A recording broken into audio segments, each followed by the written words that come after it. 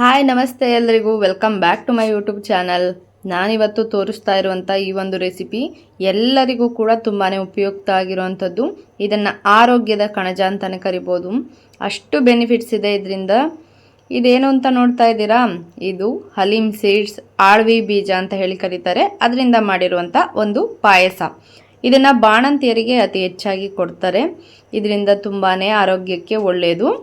ಇದರಿಂದ ಏನೆಲ್ಲ ಬೆನಿಫಿಟ್ಸ್ ಇದೆ ಅಂತ ಹೇಳಿ ನಾನು ಮುಂದೆ ಹೇಳ್ತಾ ಹೋಗ್ತೀನಿ. ಅದಕ್ಕೂ ಮುಂಚೆ ಇದನ್ನು ಯಾವ ರೀತಿಯಾಗಿ ಮಾಡುವಂಥದ್ದು ಅಂತ ಹೇಳಿ ತೋರಿಸ್ತಾ ಇದ್ದೀನಿ ನೋಡಿ. ಇಲ್ಲಿ ನೀವೇನು ನೋಡ್ತಾ ಇದ್ದೀರಾ ಬೀಜಗಳು, ಇದೇ ಹಲೀಮ್ ಸೀಡ್ಸ್ ಅಥವಾ ಅಳವಿ ಬೀಜಗಳು. ಈ ಒಂದು ಸೀಡ್ಸ್ ನಿಮಗೆ ಬೇಕು ಅಂದರೆ ಡಿಸ್ಕ್ರಿಪ್ಷನ್ ಬಾಕ್ಸ್ನಲ್ಲಿ ಇದರದ್ದು ಲಿಂಕ್ ಹಾಕಿರ್ತೀನಿ. ನೀವು ಡೈರೆಕ್ಟಾಗಿ ಅಲ್ಲಿಂದ ಇದನ್ನು ಬೈ ಮಾಡ್ಬೋದು. ಸೊ 1 ರಿಂದ 2 ಟೇಬಲ್ ಸ್ಪೂನ್ನಷ್ಟು ನೀವು ಇಲ್ಲಿ ಆಳ್ವಿ ಸೀಡ್ಸನ್ನು ತೊಗೊಳ್ಬೇಕಾಗತ್ತೆ. ಅದಕ್ಕಿಂತ ಹೆಚ್ಚಿನದಾಗಿ ತಗೊಳ್ಳೋ ಹಾಗಿಲ್ಲ. ಸ್ಟಾರ್ಟಿಂಗಲ್ಲಿ ಅರ್ಧ ಟೇಬಲ್ ಸ್ಪೂನ್ನಿಂದ ಶುರು ಮಾಡ್ಕೊಳ್ಳಿ. ಅತಿ ಹೆಚ್ಚಿನದಾಗಿ ದಿನಕ್ಕೆ ತೆಗೆದುಕೊಳ್ಳುವಂಥದ್ದು ಉತ್ತಮವಾಗಿರೋದಿಲ್ಲ ಆರೋಗ್ಯಕ್ಕೆ. 1 ರಿಂದ 2 ಟೀ ಸ್ಪೂನ್ನಷ್ಟು ಸಾಕು. ಇದನ್ನು ನೀರಲ್ಲಿ ಚೆನ್ನಾಗಿ ಈ ರೀತಿ ಮುಳುಗುವಂತೆ ಮಿಕ್ಸ್ ಮಾಡಿ ಎತ್ತಿಟ್ಕೊಳ್ಬೇಕಾಗತ್ತೆ. 5 ಗಂಟೆಗಳ ಕಾಲ ಇದು ನೆನೆಬೇಕು. ಇದು ಚೆನ್ನಾಗಿ ನೆಂದು ಈ ರೀತಿಯಾಗಿ ಸ್ವಲ್ಪ ಅದರ ಮೇಲ್ಮೈನಲ್ಲಿ ಜೆಲ್ಲಿಯಾಗಿ ಕಾಣ್ತಾ ಇದೆ ನೋಡಿ, ಇಲ್ಲಿವರೆಗೂ ಅದು ನೆನೆಬೇಕಾಗುತ್ತೆ. ಸೊ ಇದನ್ನು ಒಂದು ದೊಡ್ಡ ಪಾತ್ರೆಯಲ್ಲಿ 1 ಲೋಟದಷ್ಟು ನೀರನ್ನು ಸೇರಿಸಿ ಚೆನ್ನಾಗಿ ಕುದಿಯೋದಕ್ಕೆ ಬಿಡಿ.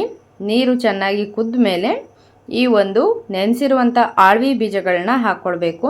ಇದನ್ನು ಕೂಡ ಅಷ್ಟೇ ಒಂದು 2 ನಿಮಿಷ ಅಥವಾ 3 ನಿಮಿಷ ಆದರೂ ಚೆನ್ನಾಗಿ ಬೇಯಿಸ್ಕೊಳ್ಬೇಕಾಗುತ್ತೆ. ನಾವು ಈ ಒಂದು ಆಳ್ವಿ ಬೀಜಗಳನ್ನ ತಿನ್ನೋದ್ರಿಂದ ಅನಿಮಿಯಾ ಅನ್ನುವಂಥದ್ದು ಕಮ್ಮಿ ಆಗುತ್ತೆ. ದೇಹದಲ್ಲಿ ರಕ್ತ ಜಾಸ್ತಿ ಆಗುವಂಥದ್ದು, ಹಾಗೆ ಹಾರ್ಮೋನಲ್ ಇಂಬ್ಯಾಲೆನ್ಸ್ ಆಗದೇ ಇರೋ ಥರ ಇದು ನೋಡ್ಕೊಳ್ಳುತ್ತೆ. ಇದರಿಂದಾಗಿಯೇ ಬಾಣಂತಿಯರಿಗೆ ಹೆಚ್ಚಾಗಿ ಇದನ್ನು ಕುಡಿಲಿಕ್ಕೆ ಕೊಡುವಂಥದ್ದು. ಡೈಜೆಷನ್ ಚೆನ್ನಾಗಿ ಆಗುತ್ತೆ ಇದನ್ನು ಕುಡಿಯೋದ್ರಿಂದ. ಕ್ಯಾಲ್ಶಿಯಂ ಮತ್ತು ಪ್ರೋಟೀನ್ ರಿಚ್ ಇರೋದ್ರಿಂದ ಮೂಳೆಗಳು ತುಂಬಾ ಬಲಶಾಲಿ ಆಗುತ್ತೆ. ದಿನಕ್ಕೆ 1 ರಿಂದ 2 ಟೀ ಸ್ಪೂನ್ನಷ್ಟು ಮಾತ್ರ ಕುಡಿಬೇಕು. ಇದನ್ನು 5 ಗಂಟೆಗಳ ಕಾಲ ಖಂಡಿತವಾಗಿ ನೆನೆಸಬೇಕಾಗುತ್ತೆ. ಇದನ್ನು ಲಾಡುಗಳ ರೀತಿಯಲ್ಲಿ ಕೂಡ ಮಾಡಿಕೊಂಡು ನಾವು ತಿನ್ಬೋದು. ಹಾಗೆ ಇದರಲ್ಲಿ ಒಂದು ಇಂಪಾರ್ಟೆಂಟ್ ಆಗಿರುವಂಥ ವಿಷಯವನ್ನು ಕೂಡ ಹೇಳ್ತಾ ಇದ್ದೀನಿ.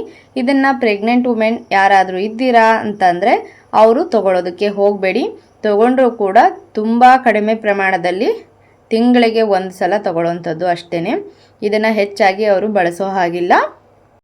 ಇದಕ್ಕೋಸ್ಕರನೇ ಇದನ್ನು ಆರೋಗ್ಯದ ಕಣಜ ಅಂತ ಕರೀತಾರೆ. ತುಂಬಾ ಬೆನಿಫಿಟ್ಸ್ ಇದೆ, ಒಳ್ಳೆಯ ನ್ಯೂಟ್ರಿಯೆಂಟ್ಸ್ ಇದೆ.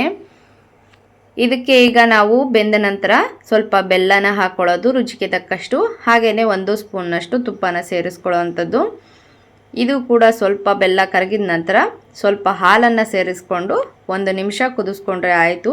ಈ ಒಂದು ಆಳ್ವಿ ಪಾಯಸ ರೆಡಿ ಆಗುತ್ತೆ. ಬಾಣಂತಿಯರಿಗೆ ಡೈಜೆಷನ್ ಎಲ್ಲ ತುಂಬಾ ಕಡಿಮೆ ಆಗಿರುತ್ತೆ. ಡೆಲಿವರಿ ಆದ ನಂತರ ಮೂಳೆಗಳೆಲ್ಲ ತುಂಬಾ ವೀಕ್ ಆಗಿರುತ್ತೆ. ಕ್ಯಾಲ್ಶಿಯಂ ಅನ್ನುವಂಥದ್ದು ತುಂಬ ಕಡಿಮೆ ಆಗಿರುತ್ತೆ. ಸೊ ಅದೆಲ್ಲದಕ್ಕೂ ಕೂಡ ಈ ಒಂದು ಆಳ್ವಿ ಪಾಯಸ ತುಂಬಾ ಉತ್ತಮವಾಗಿ ಕೆಲಸ ಮಾಡುತ್ತೆ. ಅದಕ್ಕಾಗಿ ಅತಿ ಹೆಚ್ಚಾಗಿ ಬಾಣಂತಿಯರಿಗೆ ಕೊಡುವಂಥದ್ದು. ಇದನ್ನು ಪ್ರತಿನಿತ್ಯ 1 ಸ್ಪೂನ್ನಷ್ಟು ಆರಾಮಾಗಿ ತೆಗೆದುಕೊಳ್ಬೋದು. ಅತಿ ಹೆಚ್ಚಿನ ಕ್ವಾಂಟಿಟಿಯಲ್ಲಿ ಯಾವುದನ್ನು ಕೂಡ ತೆಗೆದುಕೊಳ್ಳುವಂಥದ್ದು ಅಷ್ಟು ಒಳ್ಳೆಯದಲ್ಲ. ಅತಿಯಾದರೆ ಅಮೃತನೂ ವಿಷ ಅಂತ ಹೇಳ್ತಾರಲ್ಲ, ಅದೇ ರೀತಿಯಾಗಿ ದಿನಕ್ಕೆ 1 ರಿಂದ 2 ಸ್ಪೂನ್ನಷ್ಟು ತೆಗೆದುಕೊಂಡ್ರೆ ಸಾಕು. ಈ ಒಂದು ಆಳ್ವಿ ಪಾಯಸ ರೆಡಿ ಆಯಿತು. ಇದು ಕುಡಿಲಿಕ್ಕೆ ಕಹಿ ಅಥವಾ ಒಗರಾಗಿರುವಂಥದ್ದು ಆ ರೀತಿಯಾಗಿ ಯಾವುದೇ ರೀತಿಯಾಗಿರುವಂಥದ್ದು ಇರೋದಿಲ್ಲ. ತುಂಬಾ ರುಚಿಯಾಗಿರುತ್ತೆ. ಇದನ್ನು ಆದಷ್ಟು ಸ್ವಲ್ಪ ಬಿಸಿಯಾಗಿರುವಾಗಲೇ ಕುಡಿದರೆ ತುಂಬಾ ಒಳ್ಳೆಯದು. ಈ ಒಂದು ರೆಸಿಪಿ ನಿಮಗೆ ಇಷ್ಟ ಆಯಿತು ಅಂತ ಅಂದ್ಕೊಳ್ತೀನಿ. ಇದೇ ರೀತಿಯಾಗಿರುವಂಥ ಹೆಚ್ಚಿನ ವಿಡಿಯೋಗಳಿಗಾಗಿ ನನ್ನ ಚಾನಲನ್ನು ಸಬ್ಸ್ಕ್ರೈಬ್ ಮಾಡ್ಕೊಳ್ಳಿ.